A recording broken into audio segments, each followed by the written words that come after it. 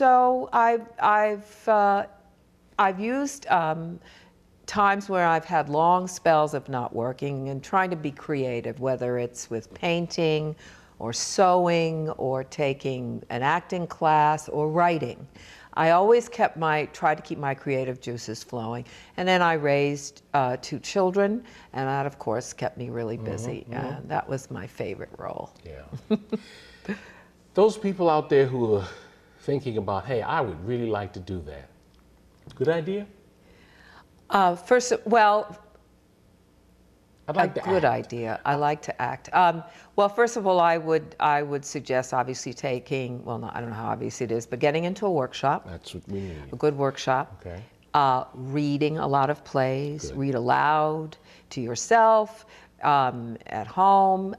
Just get in a situation where you're actually working on and training, working on your technique. Okay, okay, okay. And you have to realize that you have to have a passion for it. And in my opinion, to be seriously taken as a true artist, you've got to work at it and it's one of the hardest arts to really grab a hold of, because musicians have an instrument to practice with, artists have paintbrushes, actors have our bodies, our minds, our spirits, and our voices. And so basically to keep that together is a little harder, and trying to stay in good health. You mentioned voices.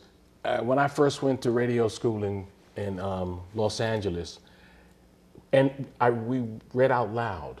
It was the strangest thing in the world to hear myself on tape. Yeah. I said, that's not me. It's amazing. So I can understand what you're saying. Do all these things because, sometimes it'll throw you for a loop and sometimes you're not prepared for it. But right.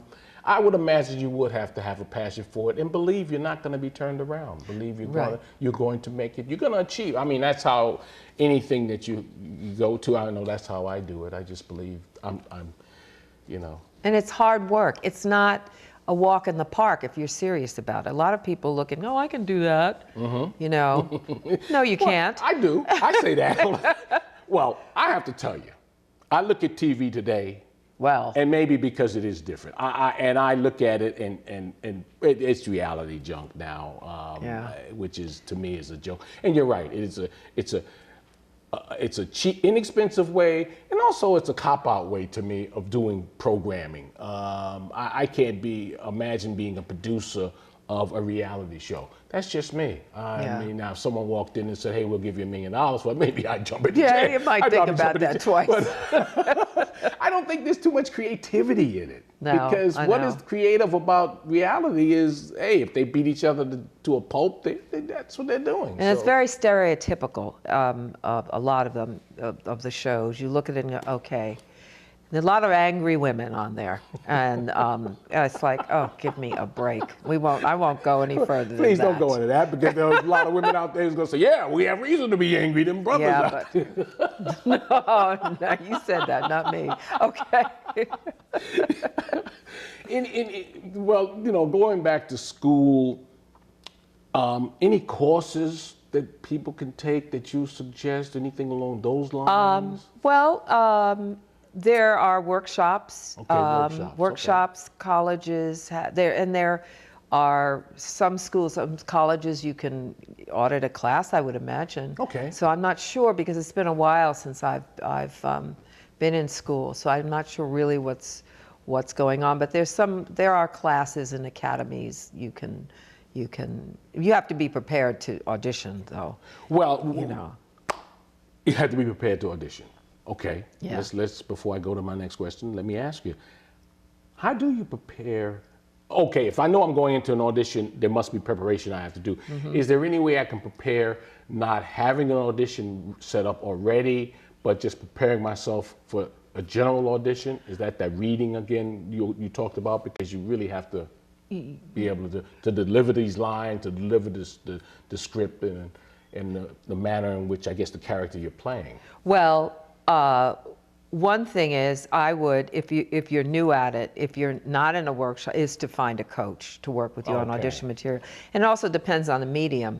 If you're auditioning for film or television as opposed to theater, in theater you can prepare audition pieces to have on hand. If they possibly ask, can you audition? Do a monologue from a modern piece of drama or from a classical piece. You should always have that ready to do that.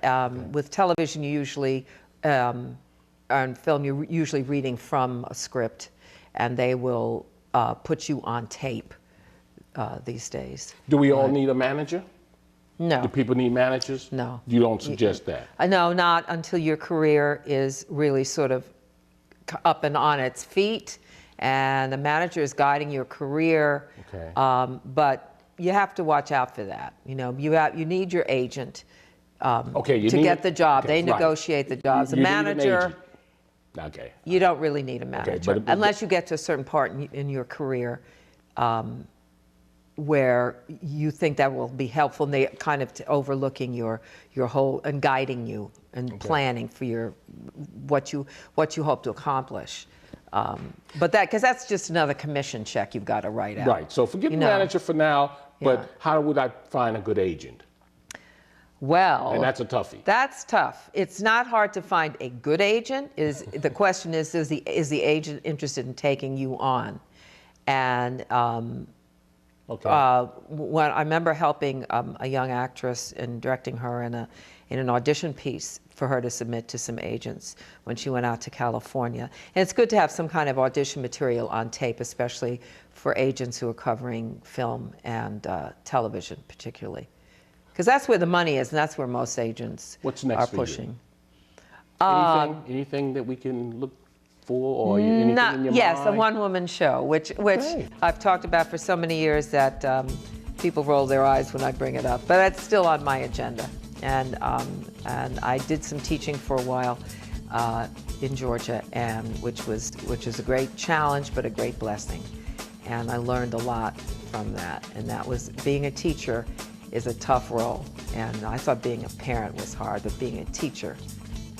And let me just say to the audience also, you did a one-woman show. That's Lady true. Day at Emerson's Bar and Grill, yes, which was in Phoenix, right. Arizona. I sure did on Billie Holiday. You did oh my God, and I mean, right. it was just about sellouts every performance. So it was, you did a good job. Thank you. I definitely did see it. So. I forgot that. Yeah.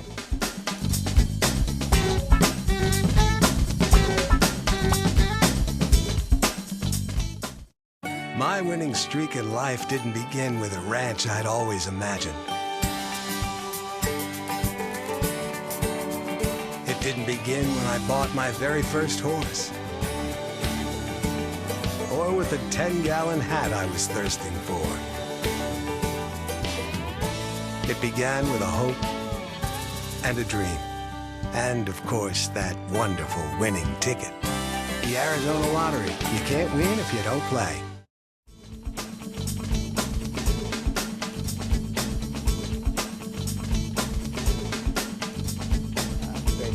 Thank you. We hope you enjoyed it. We want to thank Joan Pringle for allowing us to come into her lovely home. And, you know, as always, we want to thank you for joining us this week. Look forward to seeing you again next week. Don't forget you can write to us at P.O. Box 33697, Phoenix, Arizona, 85067, or you can call us. And, of course, people... you know, everyone say, hey, no one writes anymore. So you can also follow us on Facebook.com. So look forward to seeing you next week. Same time, same station when Focus continues. I hope you enjoyed the show today. Let me give you several ways in which you can get in touch with us. FocusPhoenix@gmail.com, or you can follow us on Facebook. And you can always write to us at Focus, P.O. Box 33697, Phoenix, Arizona, 85067. So no matter what you're using, there's a way to reach us. Thank you for joining us today. We'll see you next week, same time, same station, when Focus continues.